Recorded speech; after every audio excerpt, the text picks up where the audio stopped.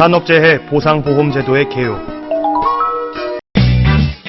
이번 시간에는 산업재해의 개념과 사례에 대해 살펴보고 산업재해 보상보험제도의 전반적인 내용에 대해 알아보겠습니다. 이를 통해 산업재해란 무엇인지, 또 산업재해 보상보험의 종류와 처리 절차 등에 관한 내용을 자세히 알아보시기 바랍니다. 그럼 본격적인 학습을 시작하도록 하겠습니다. 산업재해의 개요. 먼저 산업재해의 정의에 대해서 살펴보겠습니다. 산업재해란 작업환경이나 작업행동 등 업무상의 사유로 인해 발생하는 근로자의 정신적, 신체적 피해를 말합니다. 여기에는 각종 부상, 또 이로 인해 발생하는 질병과 사망, 그리고 직업병 등이 포함됩니다.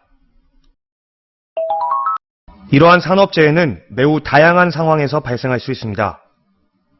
과거 몇 가지 사례를 살펴보면 공사 현장에서 작업을 하던 도중 파이프를 옮기는 과정에서 손이 미끄러지면서 이것이 자신의 발에 떨어져 골절상을 당한 경우, 무거운 기기 설비를 옮기는 과정에서 손목 인대가 파열된 경우, 과로와 스트레스가 누적된 상황에서 통근 버스를 탑승하기 위해 뛰어가던 중에 급성 심부전증으로 사망한 경우, 기존 업무와 무관한 부서 배치로 인해 업무상 스트레스를 받아 급성 심근경색증이 발병한 경우 등이 있습니다.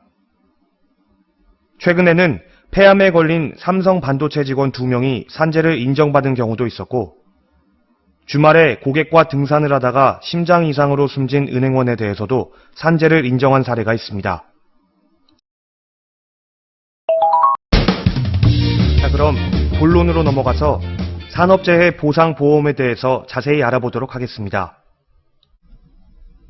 산업재해는 사전에 예방하는 것이 가장 최선이겠지만, 만일 산재보험의 특성은 크게 5가지가 있는데요.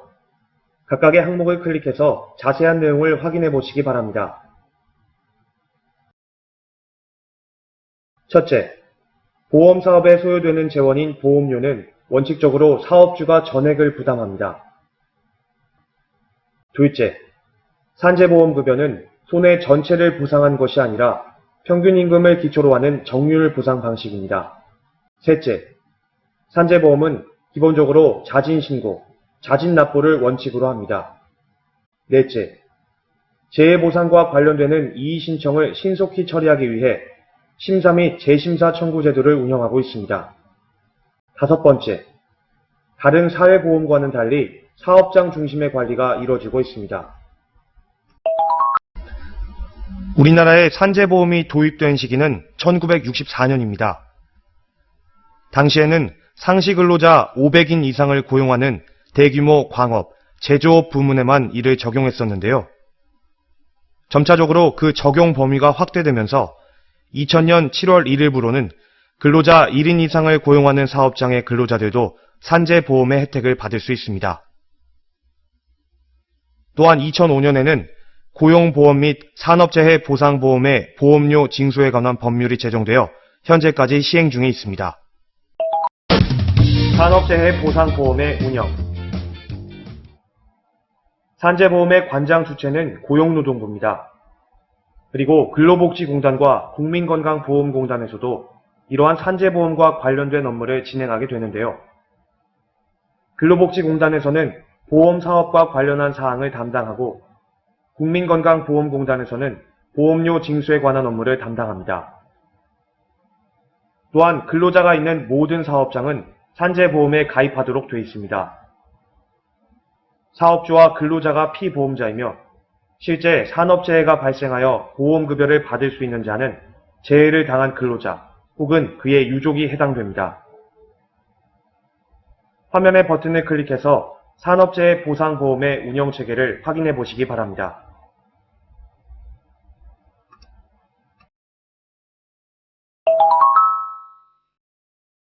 추가적으로 산재보험법에서는 특례 가입자에 대한 규정도 따로 마련해 두고 있습니다. 마찬가지로 각각의 항목을 클릭해서 자세한 내용을 확인해 보시기 바랍니다.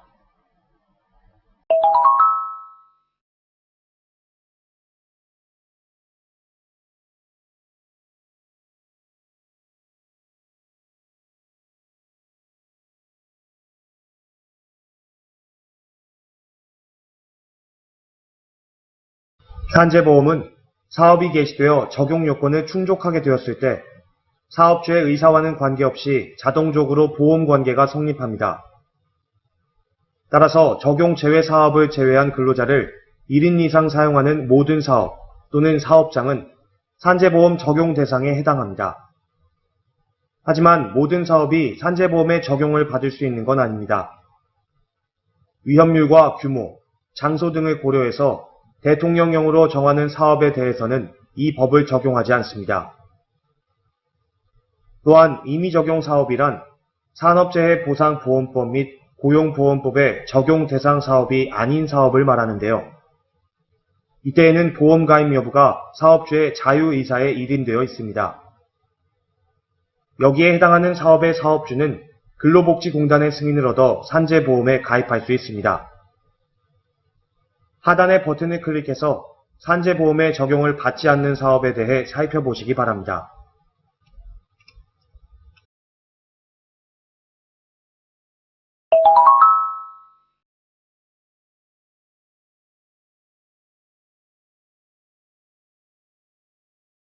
산재보험의 주요 사업은 재해보상, 산재근로자 재활사업, 일반 근로자 및 산재근로자 복지사업, 이렇게 세 가지로 설명할 수 있습니다. 각각의 항목을 클릭해서 자세한 내용을 확인해 보시기 바랍니다.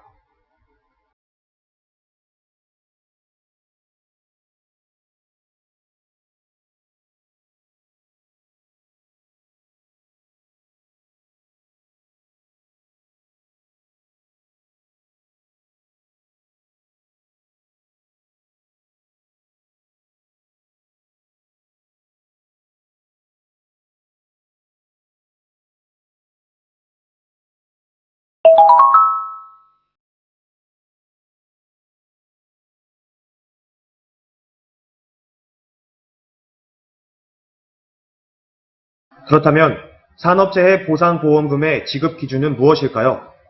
바로 업무상 재해에 해당해야 한다는 것입니다. 업무상 재해는 업무상 사고와 업무상 질병을 포괄하는 개념인데요. 이때에는 업무 수행성과 업무 기인성이라는 두 가지 요건도 충족해야 합니다. 먼저 업무 수행성이란 근로자가 사업주의 지휘 명령 하에서 업무를 수행했는지 여부를 말하고, 업무 기인성이란 업무 수행 과정이 업무상 재해의 직접적인 원인이 된 것을 말합니다. 이러한 업무상 재해의 범위로는 크게 네 가지를 들 수 있는데요. 첫째, 근로계약에 따른 업무 수행 행위여야 합니다. 둘째, 용변 등과 같이 생리적 필요 행위를 하는 과정에서 발생한 사고도 포함합니다. 셋째, 업무를 시작하거나 마무리하는 과정에서 따르는 부수 행위를 포함합니다.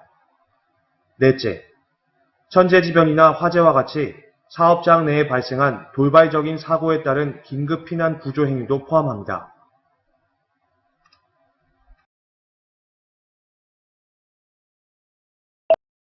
업무상 재해를 업무상 사고와 업무상 질병의 측면에서 좀 더 구체적으로 살펴보면 다음과 같습니다.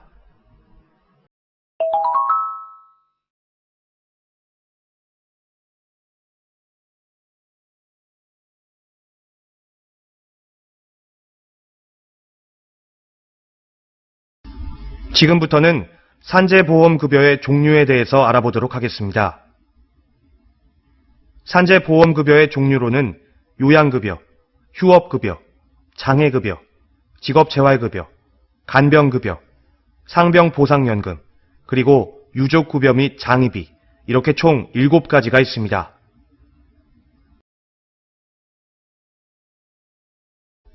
요양급여는 근로자가 산재보험법상의 적용 사업장에 종사하면서 업무상 부상 또는 질병으로 인해 4일 이상의 요양이 필요한 경우에 지급합니다. 이때에는 사업주의 확인이 없는 경우라 하더라도 신청이 가능합니다. 요양급여금을 지급하는 방법으로는 현물급여와 현금급여, 이렇게 두 가지가 있는데요. 현물급여는 근로복지공단이 지정한 의료기관에서 요양하는 것을 말하고, 현금급여는 피해 근로자에게 요양에 소요된 비용을 직접 지급하는 방식입니다. 산재보험 의료기관은 산재 피해자의 동의를 받아 요양급여 신청 대행이 가능하고 요양 결정이 나기 전까지는 건강보험으로 처리하되 이후 업무상 재해로 판정되면 건강보험공단이 해당 비용을 근로복지공단에 청구합니다. 요양기간 중에 업무상 재해로 이미 발생한 부상이나 질병이 원인이 되어 새로운 질병이 발생할 경우에는 추가 상병을 인정합니다. 휴업급여는 요양으로 인해 4일 이상 취업하지 못할 경우 혹은 휴업기간 중 임금을 지급받지 못한 경우에 지급합니다. 일반적으로 평균 임금의 70%를 지급하게 되는데요. 경우에 따라 산정 방법이 달라지게 됩니다. 먼저 요양기간 중에 부분 취업을 한 경우에는 평균 임금에서 부분 취업한 시간에 대한 임금을 제한 금액의 90%를 지급합니다. 또한 하루에 지급하기로 산정한 금액이 최저 보상 기준 금액의 80%보다 적거나 같을 경우에는 평균 임금의 90%를 지급합니다. 이때 근로자의 평균 임금의 90%에 상당하는 금액이 최저 보상 기준 금액의 80%보다 많을 경우에는 최저 보상 기준 금액의 80%에 해당하는 금액을 지급하게 됩니다. 고령자의 휴업급여의 경우에는 61세에 도달하는 시점부터 매년 4%씩 감액하여 65세까지 총 20%를 감액하여 지급하게 됩니다. 장애급여는 치료가 완료된 후에도 상태가 개선되지 않을 경우에 지급합니다. 이때 기준이 되는 것은 신체장애 등급표인데요. 여기에 명시된 등급에 따라서 보상의 정도가 정해집니다. 장애급여의 수급권자 중에서 정신, 신경장애, 척추신경근장애 또는 관절의 기능장애나 진폐증 등이 포함되어 있을 때에는 장애 등급 판정일로부터 2년이 지나고 1년 이내에 장애 등급 재판정을 실시하고 그 결과에 따라서 장애급여를 지급합니다. 이미 신체 장애가 있었던 사람이 업무상 재해로 인해 해당 장애가 더욱 심해질 경우에는 그 정도에 따라서 장애급여를 지급합니다. 장애 등급의 선급기간과 관련해서는 1급에서 4급은 4년분까지, 4급에서 7급은 2년분까지로 하되 선급 금액은 선급기간에 해당하는 금액의 50%만 지급하고 나머지 50%는 매달 연금 형태로 지급합니다. 이때 선급금에 대해서는 2%의 이자를 공제하고 지급하게 됩니다.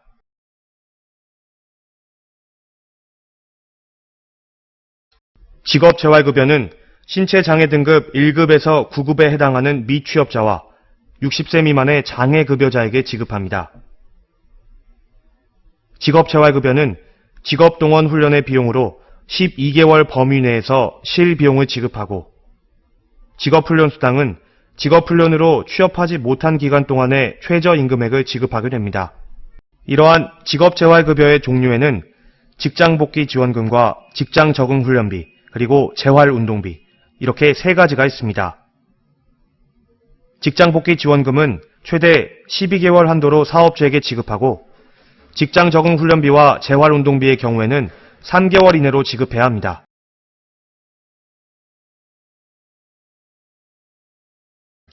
간병급여는 요양급여를 받은 자가 치료 후에도 실제로 간병을 받게 되는 경우에 지급합니다. 이러한 간병급여는 간병의 종류에 따라서 그 급여 지급 기준이 달라지게 되는데요. 먼저 상시 간병급여의 경우에는 신체나 정신상의 1급 장애자에게 지급하고 수시 간병급여는 상시 간병급여자가 아닌 사람 중에서 2급 장애자에게 지급됩니다.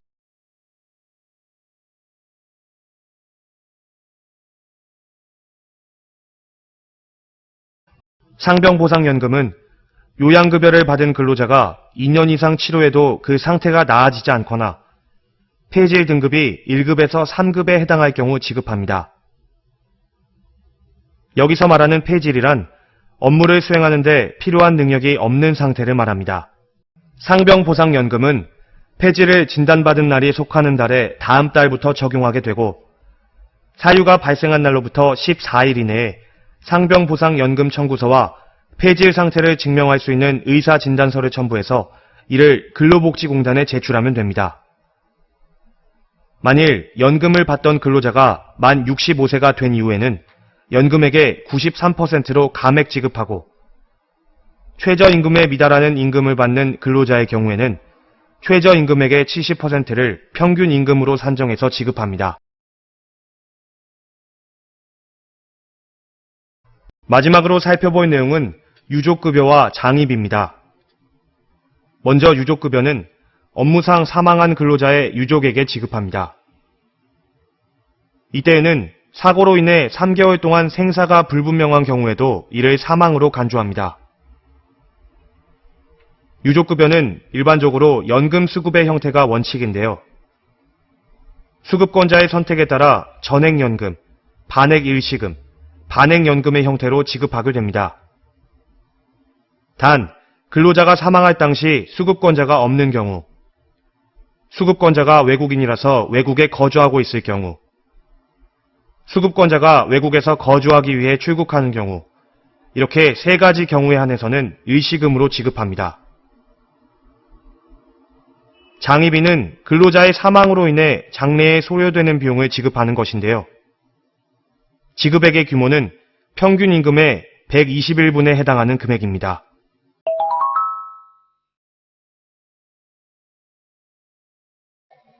일반적으로 산재보험의 처리 절차는 신청 시기에 따라서 3단계로 구분할 수 있습니다. 먼저 최초로 요양을 신청할 때입니다. 이때에는 요양급여 신청서를 작성해서 산재지정병원에 제출합니다. 최초 요양 신청을 할 때에는 사업주의 확인이 없어도 제출이 가능합니다. 산재지정병원은 소견서를 작성한 후에 해당 사업장의 관할 근로복지공단에 이를 제출합니다. 이 과정에서 근로복지공단이 업무상 재해 여부를 판단하기 위해 근로계약서와 목격자 진술서, 임금대장 등을 요구할 수도 있습니다. 그리고 만약 재해 발생일로부터 30일이 지난 이후에 요양급여 신청서를 접수할 경우에는 요양신청 지연신청서를 추가로 작성해서 제출해야 합니다. 요양기간 중에는 먼저 휴업급여를 신청해야 합니다. 휴업급여는 앞서 살펴본 대로 4일 이상 취업하지 못한 경우 혹은 휴업기간 중 임금을 받지 못하는 경우에 신청하게 되는데요. 휴업급여 신청서를 작성해서 이를 관할 근로복지공단에 제출하면 됩니다. 요양비의 경우에는 기타 부득이한 사유로 요양 승인을 받지 않고 자비로 치료한 경우에도 요양비 청구가 가능합니다. 이때 청구 내용에 관한 증빙서류, 대체지급보험금 지급 청구서를 추가로 제출할 수 있도록 합니다. 마지막으로 상병보상연금에 관해서는 요양급여를 받은 근로자가 2년 이상 치료해도 그 상태가 나아지지 않을 경우에 신청해야 하는데요. 상병보상연금 청구서에 폐질 상태를 증명할 수 있는 의사의 진단서를 첨부해서 역시 관할 근로복지공단에 제출하면 됩니다. 경우에 따라서는 MRI 필름이나 방사선 필름과 같이 폐질 등급 결정에 필요한 추가 자료도 제출해야 합니다. 마지막으로 요양이 종결되었을 때 청구해야 하는 산재보험에 대해 살펴보겠습니다.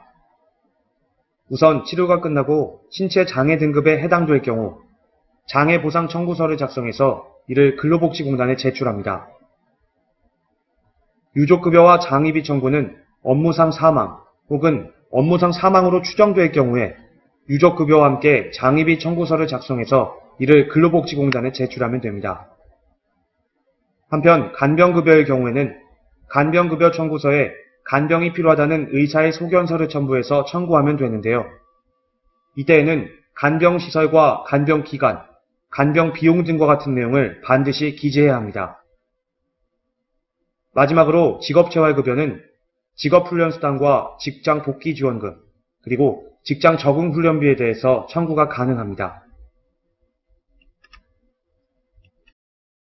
지금까지 학습한 내용을 퀴즈를 통해 확인하겠습니다. 다 준비가 되었다면 시작 버튼을 클릭하세요.